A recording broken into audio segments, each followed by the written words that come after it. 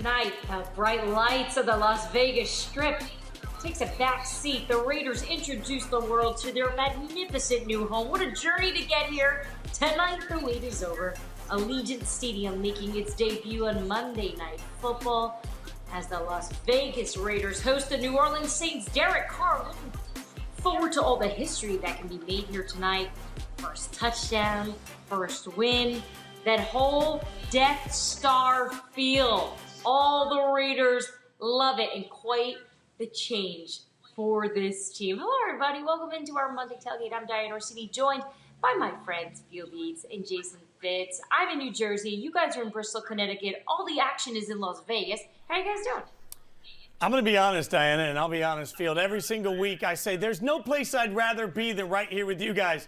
That's a lie this week. I would rather be in Las Vegas watching my beloved Raiders take on the Saints in the first game. This is an exciting and big moment. And Field, I think, when you talk about how different this is for the team, this is such a statement, not just for the Raiders to be in a new home, but for Las Vegas for the first time ever to be the home of an NFL team. And think about how far we've come with the NFL and Las Vegas. The fact that we have a team in a gorgeous stadium, no less, in Las Vegas is such a change from where we were some 5 years ago. It's a sign of growth and the progress of the Raiders organization to get this new home. Fitz, although there are some jilted Raiders fans still in Oakland, I know there are many, many excited in Las Vegas, and we'll see it ourselves in about 45 minutes when kickoff takes place on ESPN.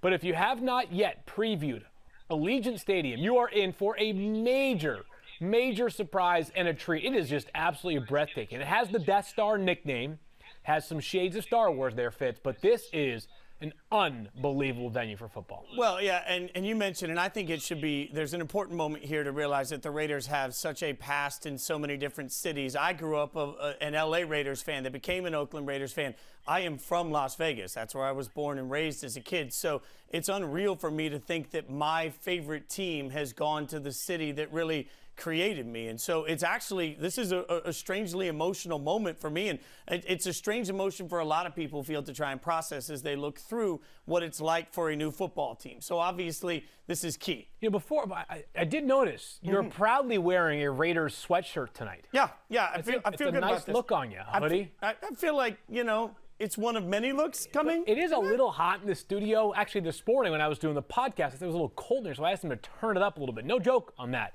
So maybe a little too warm for that hooded sweatshirt right there. But what do I know, Fitz? Well, we'll see. Now, the one thing we saw, and this is the way we like to start the show. If you're just joining us, we're going to be here up until 8 o'clock getting you ready for kickoff. We'll get you the important information you need on this show. But we also want to get you caught up on some of the action from yesterday. And we like to do that in our own unique way. We call it the Monday Rooster. Like, what did the Rooster wake you up this morning thinking about from yesterday's action? So let's get into some of that. And the real conversation coming into the Monday Rooster is about injuries. I think the telling point here is that, you can look at ESPN.com and you'll see a great article by Bill Barnwell and Field. It says the 21 most significant injuries of week 2. And that's a statement to how much we saw yesterday. Did you say 21? 21. 21 injuries. And I'm having a hard time. And I am 33 years old, Fitz, and my memory, I would say, come on, 33. I don't know that I can ever remember a weekend with this number of injuries of consequence. And I get it, the NFL,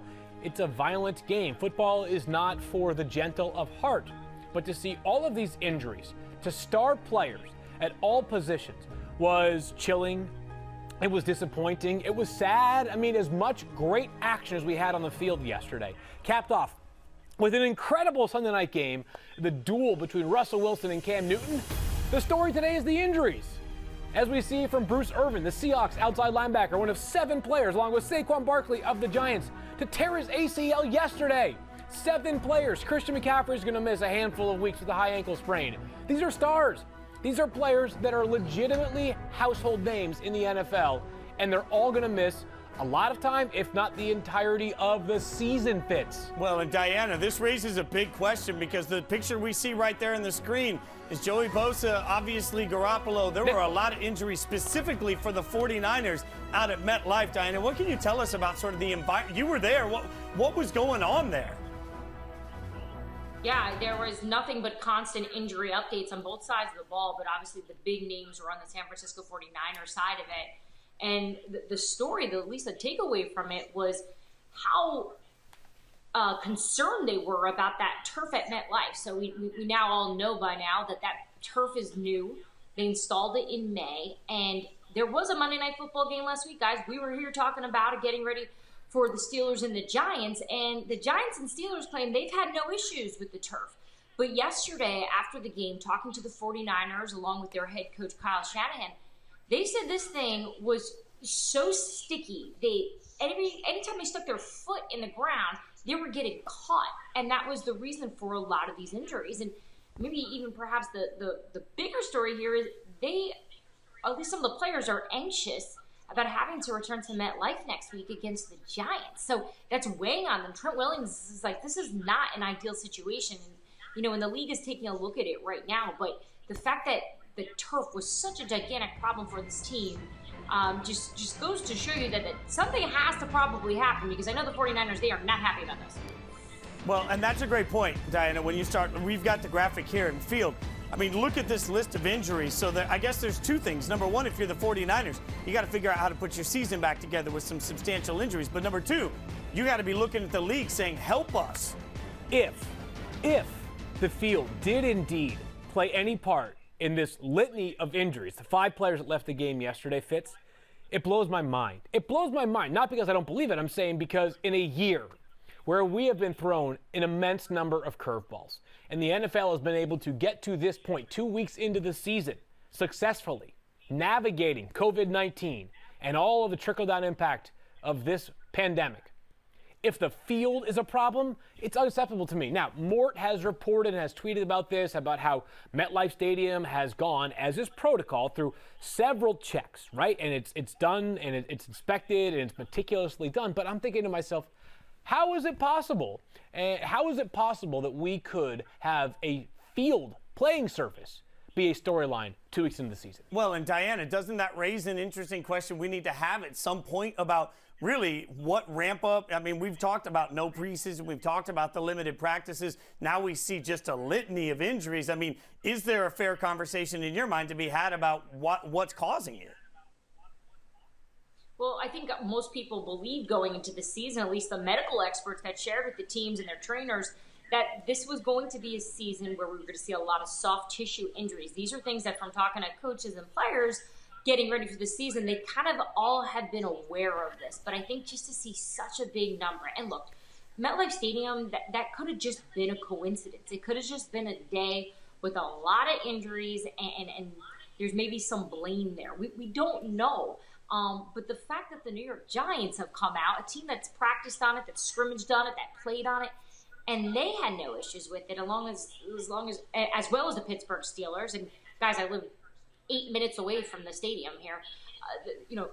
The weather's been fine here. It's a little chilly for my taste, but the weather's been good. So there's no difference between Monday Night Football and now, or at least from Monday Night Football to yesterday. So this may just been a really bad day for injuries, just the injury bug biting and being really aggressive, unfortunately, with this, San Francisco 49ers team losing major players.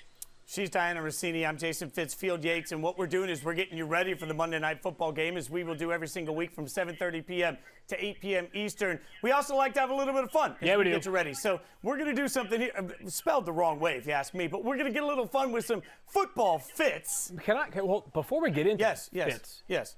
I noticed a wardrobe change from you. I don't know what you're talking about. I a minute ago I was remarking on how it's toasty warm in here, and you have shed a layer. Well, I can neither confirm nor deny. I was wearing something Raiders before. I'm wearing something Raiders now. I don't know. I see what you've done here. You are a tricky Fitz. I'll take my jacket off too. Nah, see, look at that. Now we're getting casual. Or things are getting weird. I have my shirt on for the sake of America. It's a tailgate. It's a tailgate. I mean, I'm with Diana on this one. All right, so let's take a look at some of the best fashion that we got yesterday from the players as they came in. And one of these comes from Golden Tate. Diana, give us your thoughts on this one as Golden Tate took a second with his cleats to honor Kobe and Chadwick Boseman. Yeah, this was one of the coolest things I saw yesterday. And there's been some remarkable cleats done over the years and specifically this season. But, I mean, this was just extra special. Golden Team certainly wins on this Week 2 Sunday for the best cleats out there. Yeah, agreed there. A great way to honor two legends gone way too soon, and both taken this year, this calendar year, 2020 it's been something. It's been devastating and heartbreaking, but a nice touch there from Golden Tate, and the Giants wide receiver did have a nice game as well, his first game of the NFL season after missing Week 1 due to a hamstring issue. Let's take a look at another football fit, and this comes in the form of Gardner Minshew. I mean, you gotta love it, or you gotta hate it. Hold on, no! You do not hate it. Nobody hates Gardner Minshew. As a matter of fact, I am making this assessment right now. There are certain athletes that no matter who you root for, no matter what sport it is, if you don't love that athlete, it's a you problem. It's not a them problem. Gardner Minshew is one of those athletes. If you don't love Gardner Minshew, the person who needs to look in the mirror is yourself, because Gardner Minshew is a treasure. He's a good quarterback as well. His mustache has more drip than my entire body. His hair is a thing of beauty. He makes a backwards hat look cool. What can this man do wrong? The answer is nothing. Plus, he loves George. Diana, the one thing I can say here is that the mustache man down on Duval Lane makes the crop shirt look better than our good friend Mike Golick Jr. does. That's the only positive I can find. For sure. I'm just excited that Field used the word drip for the second week.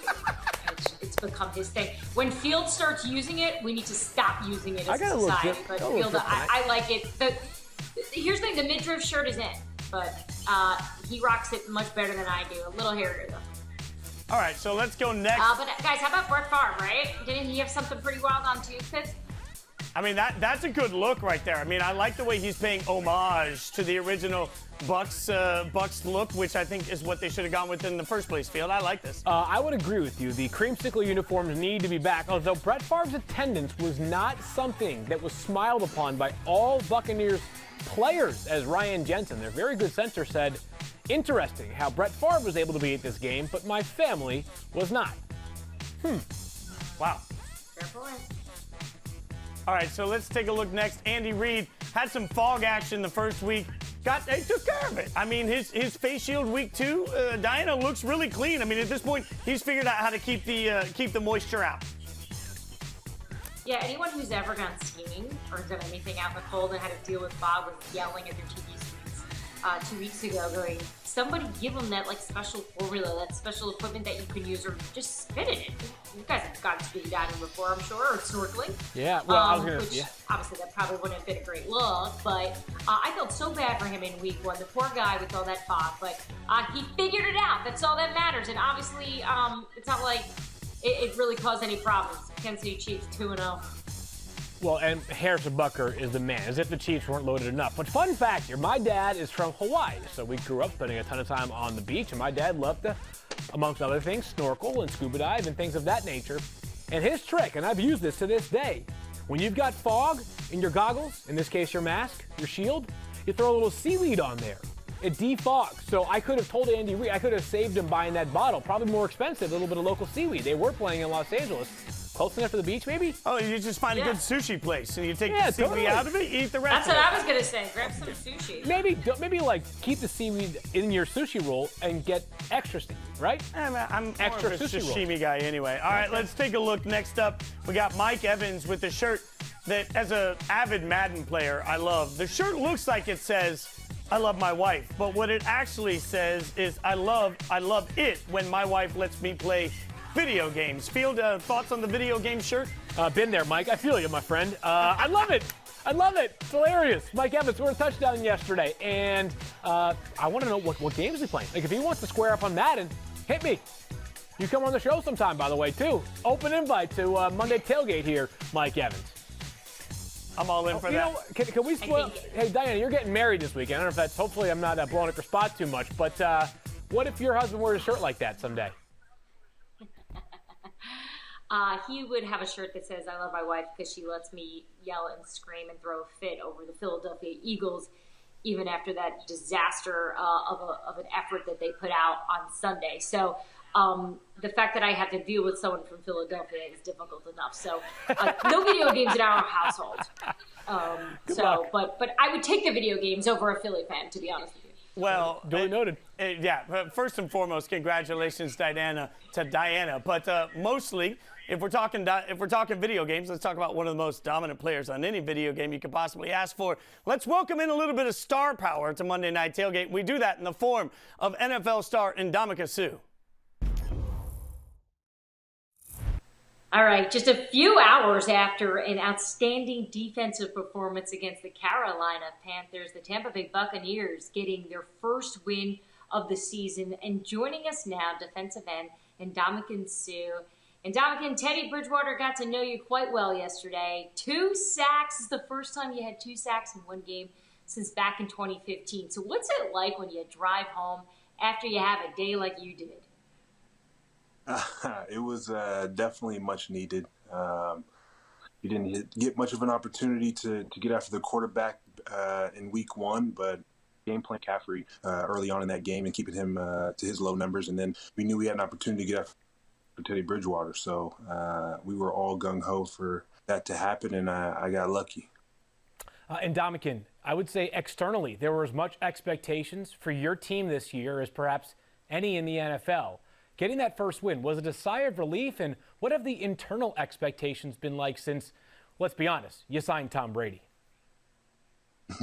Yeah, the internal expectations is always to have an opportunity to play at a high level and go after ultimately a ring. That's why I came back knowing we had a great young core in the secondary, strong linebackers, and a great defensive front that can affect the quarterback and stop the run. And we want to continue to prove that each week, and then being able to add in Tom Brady as well as Gronk and a lot of the other assets that we have in Mike Evans and whatnot on our team.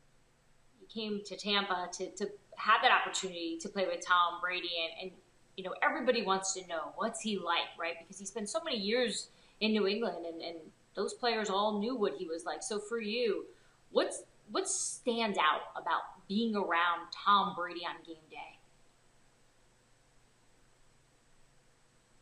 Tom is pretty mild-mannered, good guy, good teammate, competitive fire, but it was definitely a fun battle, us having fun with him on the defense side of the ball and getting after them. So overall, I would say it's a great opportunity to learn from somebody who's obviously had a great career and continues to play at a very high level. So lots of things for me to learn, as well as confirm, as I've gone against him multiple times and been on the opposite side of good and bad.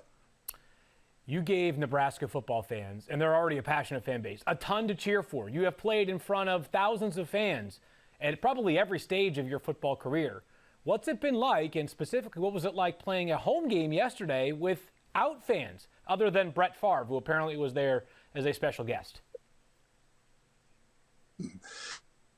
Yeah, I saw that recently, that Brett got to attend our game with his grandson, I believe. I would say it's not something that I'm particularly used to, especially coming from the University of Nebraska and then obviously going on to play in Detroit, where we had some bad years but had some great years there, and our fans always stuck through us and through. So definitely a different vibe. I was talking to one of our support staff members, and it's definitely just a different feeling. But overall, you tune those things out, and you are a professional, and you go out there each and every single play and try and make a stamp on the game. And that was my particular goal, and is my particular goal each and every single time I'm on the football field. You know, you talk about vibe, and you know, your defense has been getting so much praise, and so is your defensive coordinator, Todd Bowles. Does Todd have a sense of humor? Like, what is he like? Coach Bowles, without question, has a sense of humor. He is one of those guys that will catch you off guard, go from complete seriousness to taking shots at you, making a lot of fun, and just overall is just a good dude. He's one of the main reasons why I actually came here in the previous year. He tried to get me to come to the Jets a couple years back.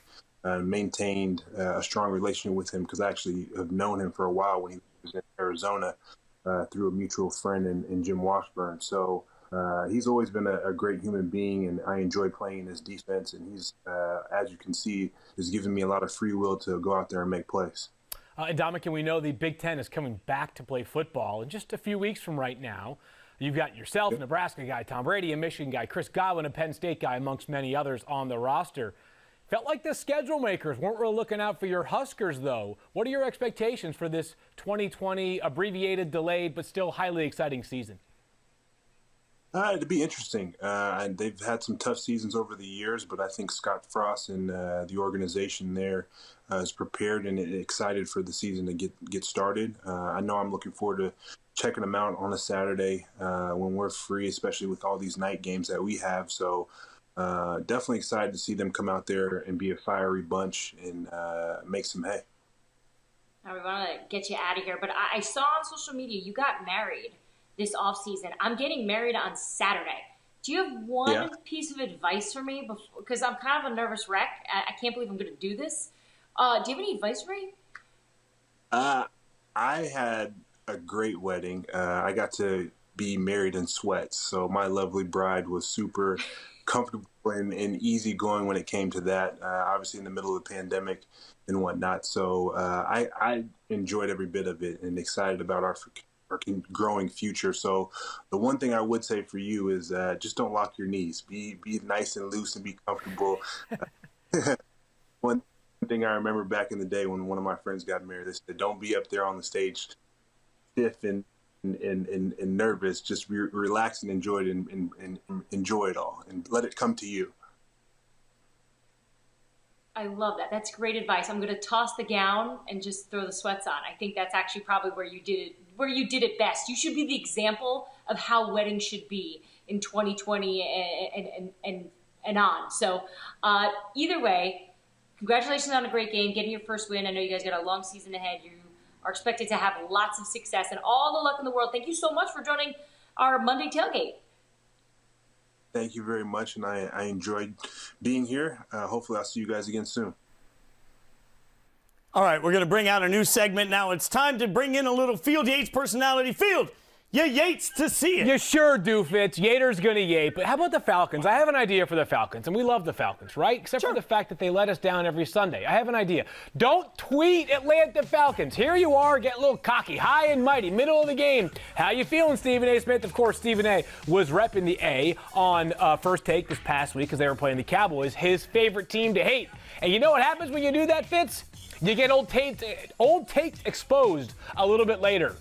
Oh boy. The Falcons came back from down both 20-0 and 29-10. They somehow observed an onside kick. They did not recover it. They observed it like they were at a zoo looking at an animal. No, that's not how you do things when you are trying to recover an onside kick. You do not sit there like a peanut gallery. You go and grab the football.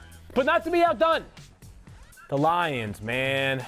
The Lions, according to Elias, became the first team in NFL history to lose 4 straight games in which they had a double-digit lead. They've now lost 11 straight games. That's the most since they lost 19 straight games from 2007 to 2019. Of course, they went 0-16 in the 2008 season. I love you, Daniel Doff. I'm really sorry that you have to endure all this stuff.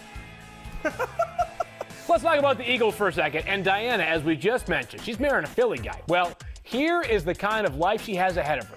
Carson Wentz just threw a pick in the end zone. He, of course, is the Eagles quarterback, and the Eagles' fake crowd noise booed him.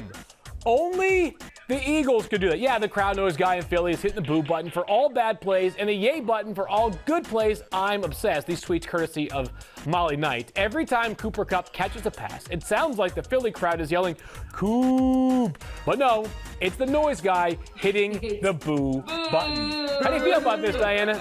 You've only got 5 days left. This is the Philliest thing in the world. At least here's the thing you have to love about them. They love you, they hate you, you never know how they feel. That's probably why I'm always kind of questioning what the heck is going to happen in my marriage, because you don't really know. Sometimes they want to be there, sometimes they don't. But I just like the fact that the sound guy is just true to the identity of that city. He didn't make any adjustments. COVID didn't ruin his life. Diana, you're going to have a long, prosperous, and awesome marriage. I'm just telling you that right now. You're going to learn to embrace that Philly fandom. All right, so speaking of fandom, I'm going to embrace a little of my fandom. Monday Night Football means you're going to get to watch the great Louis Riddick on the call tonight. I'm going to sit down with Louis. Let's get a little Raiders talk in. You don't have to wait till Monday Night Football to see him. We get to hang out right now. My guy, Louis Riddick. Obviously, first and foremost, congratulations on Monday Night Football. It's a heck of an honor to be on such a iconic, nostalgic property that ESPN has owned for years. I mean, it's and then when you think about just the history behind it, what this year signifies going forward, the best schedule that we've had in years, being out here in Las Vegas, open up this stadium, as I know you're very much so invested in as far as the Raiders are concerned. It's pretty cool. It's pretty cool. I mean, but you have so much experience around the college game too. And in college, like, facilities matter, right? And, Sure. and I keep looking at the way the NFL is trending right now. I mean, the Raiders didn't just build a beautiful new stadium. They've got a beautiful new practice facility. Like, for free agency and things like that, does it really resonate to have these beautiful facilities? Yeah, well, first and foremost, what resonates in free agency, as you know, is money, right? You pay me, all of a sudden you've got my attention. Although let's move to what you were just saying. Obviously, in the recruiting process for a free agent, of course that matters. A great new stadium like this, that from the outside looking in, which is all I've seen is pictures, it looks fantastic, right? It's Las Vegas. That's a big draw. A new practice facility that has all the amenities, tons of locker room space, nice meeting rooms, a nice training facility in terms of the equipment room, the weight room, the training room, a dining area for you to eat. I mean, all that stuff, of course, that plays on people's minds and affects their decision-making process. So sure, you want to make sure that you have all the latest things for guys to feel as though they're going to be set up for success. So let's talk about this actual team. What do you see when you look at this Raiders team on the field? Well, I think what you see is you're seeing a team that is being constructed in John Gruden's, vision and in his image. And a lot of that has to do with increasing the team speed overall, which is something he started last year. It's something that Al Davis was always known for when he owned this football team. And I think that's what you're starting to see kind of come to fruition actually on the field now. And if you start offensively, obviously you have to, when you talk about speed, you have to start with Henry Ruggs. And you see how they try to use him week 1 in Carolina. To me, and we'll talk about this a little bit on Monday night, John is trying to do with Henry Ruggs exactly what Kansas City does with Tyreek Hill, as far as the different ways that they use him in the positions that they put him in, the same way that Andy Reid puts Tyreek Hill in those advantageous situations. So he's exciting as heck. And let me just tell you this I'd save this guy for last because he got hurt opening game last year. Jonathan Abram, the safety out of Mississippi State. I am just going to tell you this.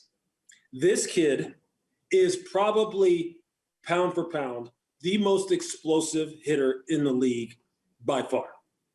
By far. And I love Jamal Adams. That's my guy. Jamal is one of the very best. He's an all-pro for a reason. But Jonathan Abram, I promise you at the end of the game last week, Christian McCaffrey said, I don't want to see number 24 ever again. I don't want to see him. This kid was putting boom shots on everyone. Every single time he hit somebody, I myself was like, damn, this kid is not messing around. This is where you wish fans were able to come to this game and where you wish some of the old Raider greats, like I ran into last year, Mike Davis, Lester Hayes, George Atkinson, these guys, that's how they used to play. Okay, the great Jack Tatum. That's all that. No, of course, they couldn't play in today's game. I mean, they get arrested in today's game. But Jonathan Abram plays right on the edge. And it is beautiful to watch. So I can tell you this. I'm going to be giddy on Monday when this game kicks off, when they go on defense and number 24 runs out there. So I can tell you this. He's looking up everybody. Everybody. This is an exciting team, man. It's an exciting team. I think the fans will like what they see. Have a great call, my friend. Congratulations again on Monday Night Football. So stinking deserved. We appreciate your time, man. You bet, man. Thanks a lot for having me. Just a little bit fired up. I can't wait to watch the game in just about 15 minutes from right now. Fitz, you have changed for the 5th time since the show began. 8 times. I got a lot of Raiders shirts, Field. I got to get them all in, okay? You even have a lot of Vegas shirts. Swag. Well, you know what? Right I spent some cash. All right, so what do you think the key to this game is? Sometimes we want to think outside the box and give you some unique point that no one else has made. But let's just focus on the nitty-gritty here because Michael Thomas is not going to play for the Saints. Who steps up in his absence amongst the pass catchers for the Saints? In week 1, Emmanuel Sanders had 4 targets in the red zone. That was the most of any player in the NFL in week 1. Will he stay as busy? And if not, how do the Saints generate offense in the passing game against a Raiders defense that, as Lewis just told you, it's got some hard hitters, it's got some talent, it's got some ascending pieces, this will not be a gimme for this normally prolific Saints offense. Yeah, and there's a lot of youth in that secondary going to be a big factor in this. Diana, what are you looking for in this one? Well, this is a Saints team that won 5 games last year without their quarterback, Drew Brees. They have a great way of being able to figure out how to overcome adversity. And so while Emmanuel Sanders basically said on the record he's only about 85% comfortable right now with this playbook, they run so many different personnel groups in New Orleans, I think he's going to be a star today and be able to get it done. So I'm looking forward to see how they step up and how I think Emmanuel Sanders is probably going to prove why he's such a great receiver. Fitz, what about you? What are you looking for? I actually kind of know what it is, but I kind of want to hear it from your mouth here. No, Go ahead. I am going to say I think the key to this game is the offensive line. For anybody just tuning in, the actives, inactives, we know this at this point. Trent Brown, the big right tackle, is going to be out. His backup, Sam Young, also out. So now the Raiders played the majority of last week with a backup guard just flipped over to tackle. They're going to do that again. How they maintain sort of keeping the pocket is going to be a huge key. Can they get after the quarterback, and can they protect their quarterback? I think it is that simple in this game. Well, if so, then they have a chance to not just improve to 2-0, but surprise a lot of people, make a major statement along the way. The Saints, they were impressive in week 1, shutting down Tom Brady. The idea of doing back-to-back performances under the bright lights would be very impressive. Y'all ain't ready for what this brings if they go 2-0. I'm just saying, cartwheels in the hall. Ooh, boy. It has been stated. The gauntlet's been thrown down. Way more than that. Well, I feel like I learned so much more about you tonight, Fitz, and your fandom is awesome. Good luck to your Raiders tonight. All the action on ABC. Don't forget to on ESPN, on ESPN2 as well. We are covering all of this Monday Night Football. We got the Las Vegas Raiders, the New Orleans Saints. Who is going to wrap this up and be 2-0 and leave Las Vegas? Guys, we'll see you next week for week 3.